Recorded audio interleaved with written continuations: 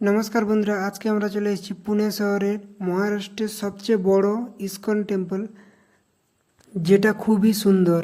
এখানে দেশের বিভিন্ন শহর থেকে মানুষ আসা যাওয়া করে। আপনারা কিভাবে আসবেন এবং কত টাকা খরচা হবে সমস্ত আমরা ভিডিওর মাধ্যমে আলোচনা করব। তো আমি দীপক, আপনারা দেখছেন দীপক বাংলা ব্লগস। মন্দিরে ঢোকার সঙ্গে সঙ্গে আমার যেটা ফিল হয়েছিল, মনের মধ্যে কোনো চিন্তা ভাবনাই থাকবে না, টোটালি শূন্য হয়ে যাবে এবং চারিদিকে যে পরিষ্কার পরিচ্ছন্ন একটা মনোরম পরিবেশ সৃষ্টি হয়, ওটা খুবই দারুণ। চারিদিকেই নাম সংকীর্তন চলছে, তবে এখানে 1 মিনিটের জন্য নাম সংকীর্তন কোনোদিনও বন্ধ হয় না। মন্দিরের মধ্যে জগন্নাথ, বলরাম, সুভদ্রা এবং রাধাকৃষ্ণের খুবই অপূর্ব সুন্দর করে সাজানো আছে এবং সকাল সকাল এদের পুজো হয় এবং ড্রেসও চেঞ্জ হয়ে যায়। তো মন্দিরের সামনেই প্রভুপাতেরও একটা ভালো স্ট্যাচু আছে, যেটা আমরা এন্ট্রিতে দেখতে পাবো। ওখানে আমরা প্রণাম করে বেরিয়ে এসেছি মন্দিরের বাইরে। মন্দিরের চারিদিকে সুন্দর করে শ্রীকৃষ্ণের লীলা খেলা পুরোটাই চিত্র হিসাবে তুলে ধরেছে। চিত্র কিংবা পেন্টিং বললে ভুল বলা হবে, পাথরে খোদাই করে চারিদিকে পুরো মন্দিরের চারিদিকটা সুন্দরভাবে তুলে ধরেছে শ্রীকৃষ্ণের যে লীলা খেলা। তো আপনারা যদি হাওড়া থেকে আসতে চান, হাওড়া থেকে আজাদিন এক্সপ্রেস পুনে জংশন পর্যন্ত এসে যায়। ওইখান থেকে আমরা বাস কিংবা টোটো পেয়ে যাব। বাসে গেলে 20 টাকা এবং টোটোতে একটু বেশি পড়তে পারে।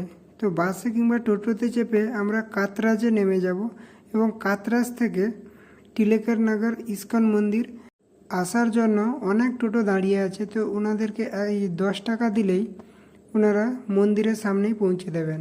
ভালোবার যাওয়া আসা 1600 থেকে 1700-র মধ্যেই হয়ে যায়।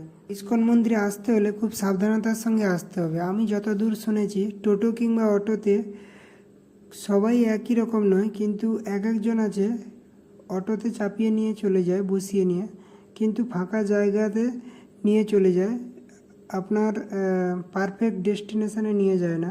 তো ওখানে গিয়ে মোবাইল কিংবা টাকা পয়সা এবং কি কোনো দামি জিনিসপত্র থাকলেও নিয়ে নিতে পারে। তো আমার সঙ্গে এটা হয়নি। তো এলে খুবই সাবধানতার সঙ্গে আসতে হবে এবং ভালো টোটো কিংবা বাসে এলে কোনো রিস্কই নেই। তো যতটা সম্ভব চেষ্টা করবেন বাসে আসার, কিন্তু জায়গাটা খুবই সুন্দর, অপরূপ সুন্দর।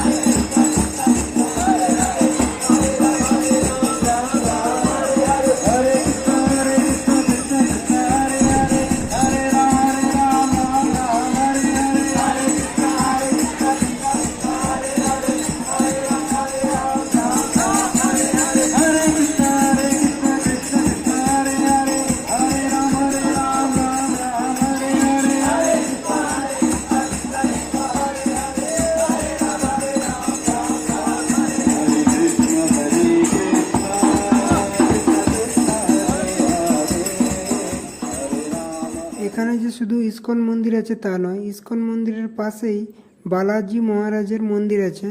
ওই আমরা বালাজি মহারাজের দর্শন করব।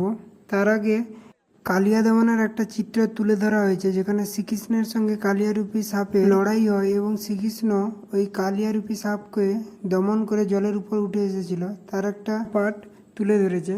এবং মন্দিরের পাশাপাশি যে বালাজির মন্দির আমরা দেখতে পাচ্ছি, অত্যন্ত খুবই পাশেই দুটো মন্দির বলা চলে অ্যাটাচ, একই সঙ্গে যাওয়া আসা হয়। তো আমরা এখন সিঁড়ি বেয়ে উপরে উঠব এবং ওইখানে বালাজির দর্শন করব। তো আপনারাও বালাজির দর্শন করুন। তো বন্ধুরা, ভিডিওটা একটু যদি ভালো লাগে প্লিজ চ্যানেলটাকে সাবস্ক্রাইব করে যেও এবং জায়গাটা কেমন লাগলো কমেন্ট করতে ভুলো না যেন। প্লিজ অবশ্যই কমেন্ট করে যেও।